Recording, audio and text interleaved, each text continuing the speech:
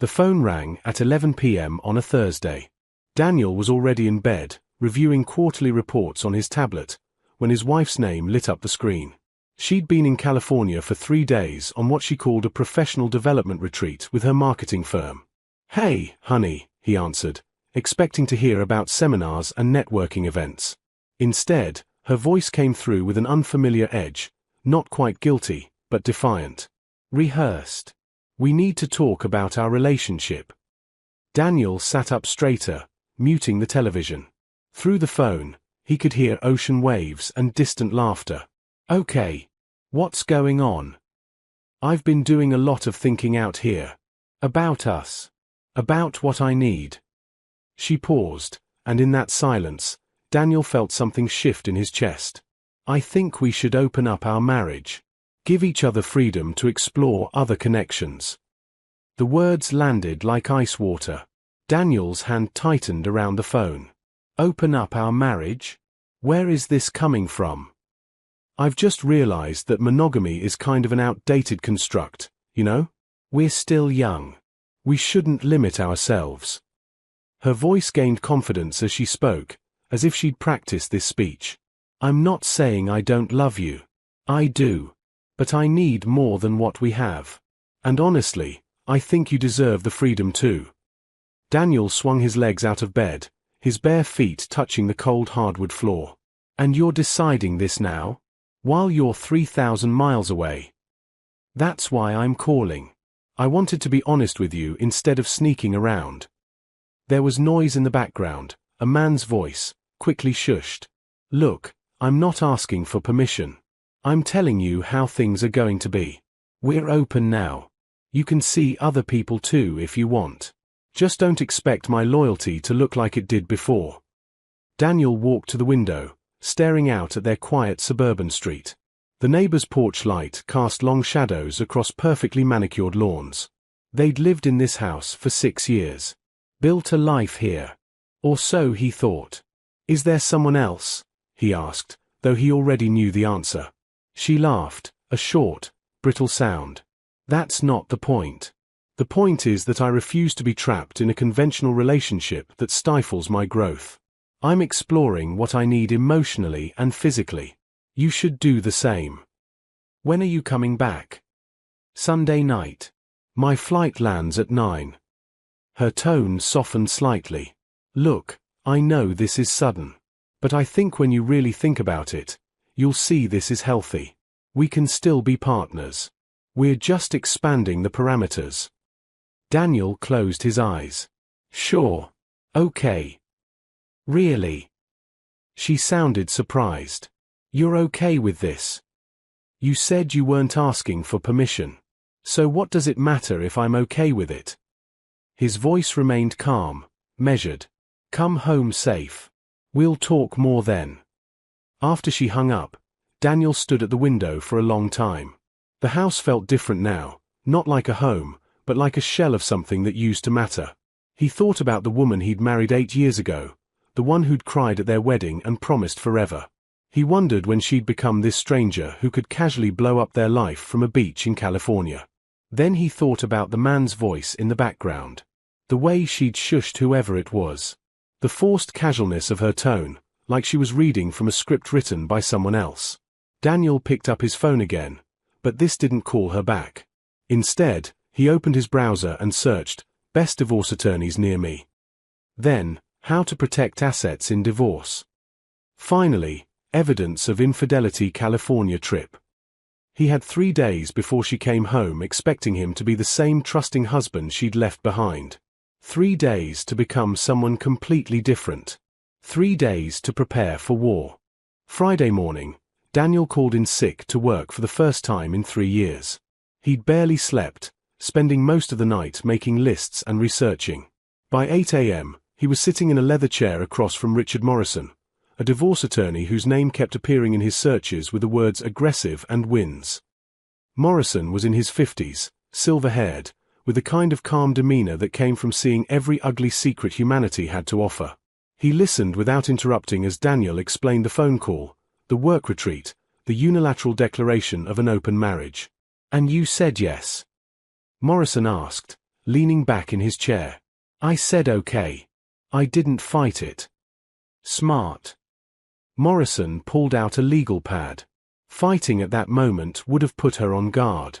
How long have you been married? 8 years. No kids.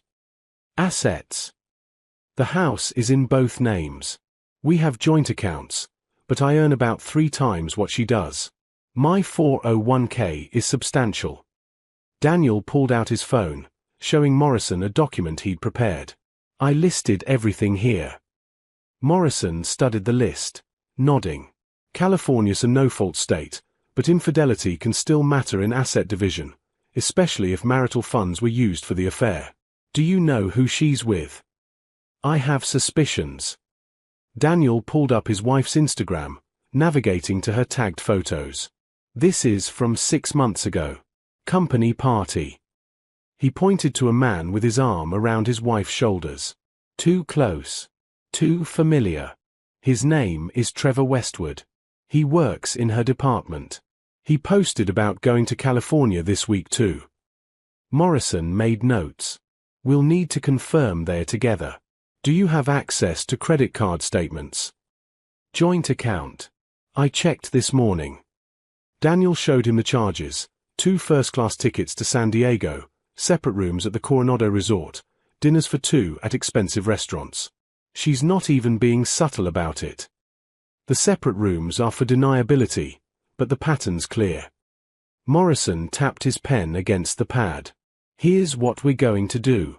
Don't confront her when she gets back. Don't change your behavior at all. Act like you're considering this open marriage idea.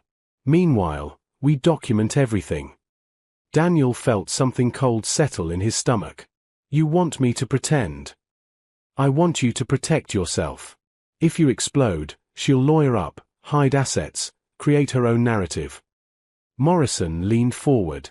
But if you stay calm, keep gathering evidence, we can file first and control the situation. California's a community property state, but we can argue for a different split based on her behavior and the misuse of marital funds.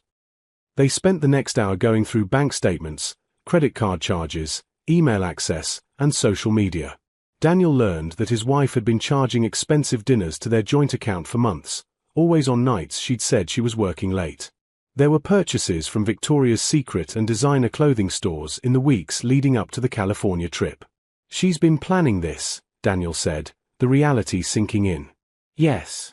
And now you're planning too. Morrison handed him a card. This is a private investigator. Former FBI. He's expensive but thorough.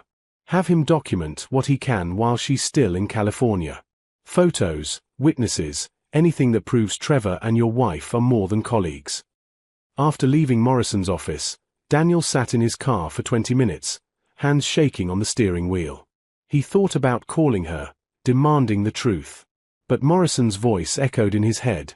Don't change your behavior. Stay calm. Control the situation. He called the private investigator instead. By Friday evening, Daniel had hired the PI, changed all his individual account passwords, and moved half the money from their joint savings into a separate account Morrison had advised him to open. He documented every login, every transfer, every action, all justifiable as protecting himself in an open marriage where trust no longer existed. His phone buzzed with a text from his wife, having an amazing time. This place is beautiful. Miss you. Daniel stared at the message. 3 days ago, he would have responded immediately with something affectionate. Now, he saw it for what it was, a lie designed to maintain his complacency.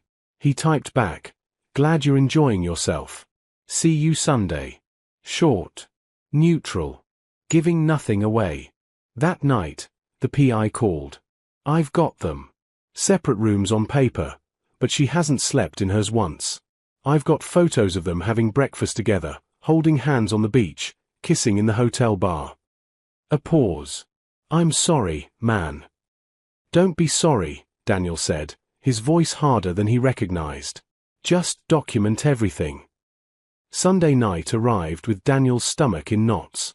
He'd spent the weekend transforming their home office into a command center, documents organized in locked drawers, Morrison's card hidden in his wallet, the the Pi's photos saved to a secure cloud drive. Then he'd cleaned everything up, making the house look exactly as it had when she left. The performance was about to begin. Her flight landed at 9:15. Daniel tracked it on his phone, watching the little airplane icon descend into the airport. By 10:30, he heard her car in the driveway. He was on the couch, pretending to watch a basketball game he couldn't have cared less about.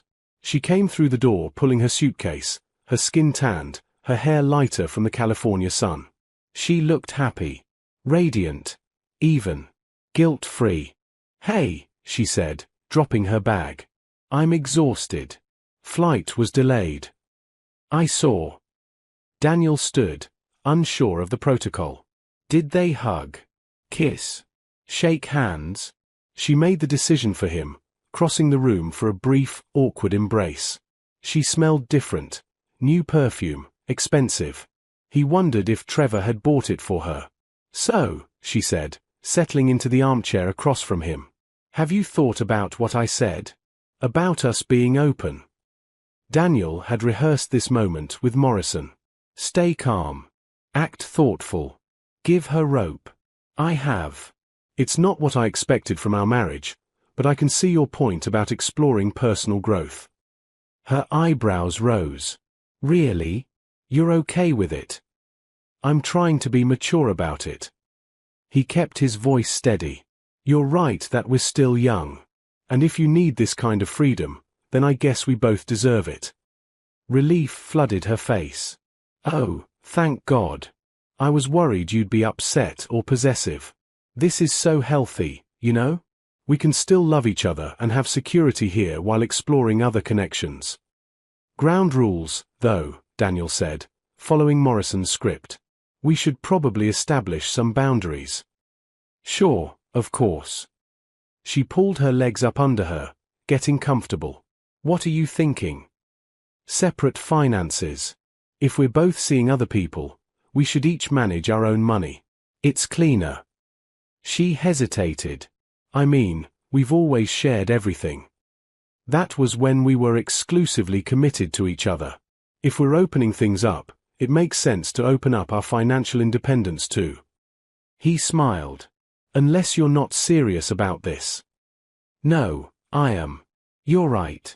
That's fair." She pulled out her phone. "I'll set up my own account this week." "Already done." Daniel handed her a folder. "I moved half our savings into your new account. Totally equal split. I figured you'd want access right away." She blinked at the folder, something flickering in her eyes. Surprise? Suspicion? But then she smiled. "Wow. You really are taking this seriously. You asked for an open relationship. I'm respecting that." He paused. "How was the retreat, by the way? I realized I didn't even ask about the seminars." "Oh, they were great. Really inspiring stuff about authentic living and breaking free from societal constraints." The words came easily, another rehearsed speech. "I feel like I've grown so much this week." "That's good.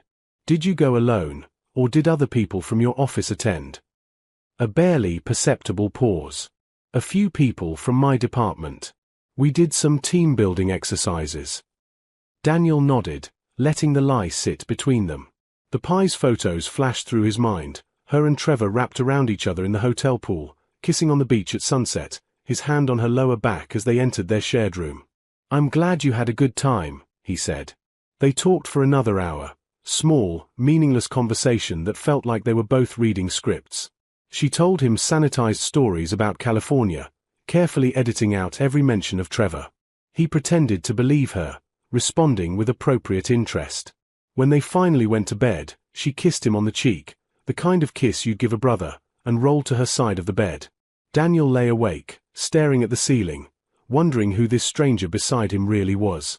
Monday morning, he texted Morrison. She bought it. "What's next?" Morrison's response came immediately. "Good. Keep acting normal. I'm filing papers this week. Once she's served, she'll scramble for an attorney, but we'll already have the narrative established. She unilaterally opened the marriage while conducting an affair, misusing marital funds for the relationship. We're going for a favorable split. Daniel deleted the message and went to make coffee. His wife came down in her bathrobe, checking her phone with a small smile. Texting Trevor. Probably. Coffee? Daniel offered. Sure, thanks. She didn't look up from her screen. They'd shared this kitchen for 6 years, but this morning, they were nothing more than polite roommates. She'd wanted freedom. She'd wanted to have her affair and her security simultaneously. She had no idea that freedom came with a price, and Daniel was about to make her pay it in full. 3 weeks passed. Daniel maintained the performance flawlessly, pleasant, accommodating, interested in her days but not intrusive. His wife grew more comfortable, more careless. She stayed out late twice a week, claiming networking events but coming home with Trevor's cologne clinging to her clothes. She took phone calls in the other room, her voice low and intimate. She bought new lingerie with their joint credit card, the one Daniel hadn't closed yet, more evidence. Meanwhile, Daniel's life ran on 2 parallel tracks. On the surface, the understanding husband, adapting to their new arrangement. He went to work, came home, cooked dinner, asked about her day. He mentioned casually that he'd gone out for drinks with colleagues, let her think he might be exploring his own freedom. He never was. Every evening out was actually a meeting with Morrison or the PI, building their case. Underneath, the methodical dismantling of everything she expected to keep. Your wife made a critical mistake, Morrison said during one of their evening meetings, which Daniel had disguised as a happy hour with co-workers. She thinks you're passive. She thinks agreeing to her open marriage means you're weak. Maybe I was, Daniel admitted. I trusted her completely. Trust isn't weakness. But she exploited it. Morrison slid a thick folder across the table. The PI documented 15 separate meetings between your wife and Trevor Westwood over the past month. Dinners, hotels, his apartment. She's not even trying to hide it anymore. Daniel flipped through the photos. Each one felt like a small death, his wife laughing at Trevor's jokes, Trevor's hand on her waist, the two of them entering a hotel at lunch hour and not emerging for 2 hours. In one photo, she wore the necklace Daniel had given her for their anniversary. Her company has a morality clause, Morrison continued. Affairs between colleagues, especially when they interfere with work or involve deception, can be grounds for termination. Trevor's married too, by the way. His wife has no idea. Daniel looked up sharply. He's married. 10 years. 2 kids. Morrison's expression was grim. Your wife isn't the only one blowing up a family. That information sat heavy in Daniel's chest. Somewhere, another person was living his nightmare, still trusting and unaware. He pushed the thought aside. He couldn't save everyone. He could barely save himself. The papers are ready, Morrison said. I'll have her served at work on Friday. Maximum impact. Minimum warning. By the time she realizes what's happening, we'll already have temporary orders in place for the house and accounts. She'll hate me, Daniel said quietly. She already betrayed you. Her opinion doesn't matter anymore. Friday morning, Daniel woke before dawn. His wife was already gone, an early meeting, she'd said, though he knew it was breakfast with Trevor. He went through his morning routine mechanically, brewing coffee he didn't drink, checking email he didn't read. At 10 a.m., his phone buzzed. Morrison, process server just made contact. She's been served. Daniel's hands shook as he read the message. Somewhere across town, his wife was opening an envelope that would destroy the comfortable fiction she'd been living. She'd see the divorce petition, the evidence of her affair, the financial documentation showing her misuse of marital funds. She'd see her own text messages, retrieved through legal discovery from their phone plan. She'd see the PI's photos. She'd see that her understanding husband had been 10 steps ahead of her the entire time. The call came at 10:47 a.m. What the hell is this? Her voice was shrill, panicked. Nothing like the calm, confident woman who'd called from California. You filed for divorce? You're claiming I had an affair. You did have an affair, Daniel said calmly. With Trevor. I have documentation. You've been spying on me, having me followed. You announced we had an open marriage. I was protecting myself financially in that arrangement. His voice was flat, rehearsed. Everything I did was legal and justified. This is insane. You can't just, we can work this out. We don't need lawyers. You should get one. I hear they're expensive. Daniel, please. Can we just talk about this? I'll come home right now. The house is mine for now. Temporary orders. You'll need to stay somewhere else until the divorce is final. He paused. Maybe Trevor can help you out. Though you should probably know, he's married. His wife found out this morning too. The silence on the other end was deafening. What did you do? She whispered. I told you. I protected myself. Daniel felt cold, detached. His wife deserved to know, don't you think? Just like I deserved to know before you decided to blow up our marriage from a California beach. You're cruel. No. I'm done being naive. 2 months later, Daniel sat in Morrison's conference room, reviewing the final settlement. Outside, November rain streaked the windows, turning the city into a blur of grey and amber lights. Inside, the paperwork told a story of consequences. His wife, his soon-to-be ex-wife, had lost almost everything. She'll walk away with her car, her personal accounts, and about $20,000, Morrison said, tapping the agreement.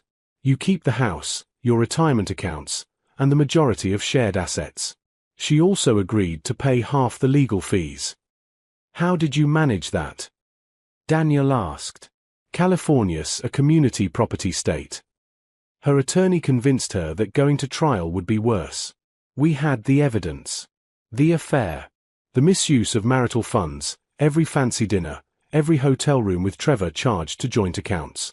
Her company's morality investigation. Morrison smiled grimly.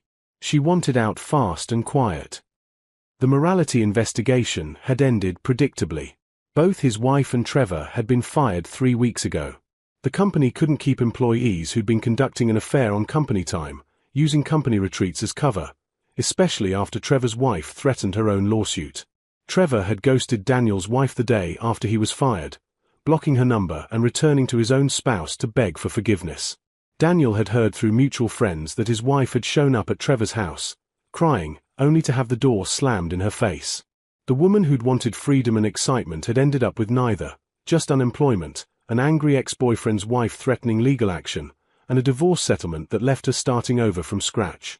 She wants to talk to you, Morrison said. She's been calling my office. What could she possibly have to say? Probably that she's sorry. That she made a mistake. That she wants another chance. Morrison leaned back. Seen it 100 times. They never think there will be consequences until the consequences arrive.